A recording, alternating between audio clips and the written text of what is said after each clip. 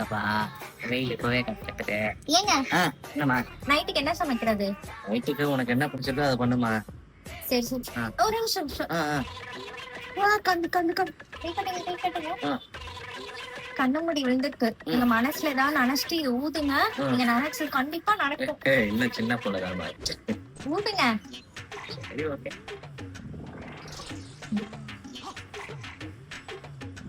Hello சொல்லுடி. சரி சரி நைட்டு வரியா? ஓகே சரி வரோம். பாய்.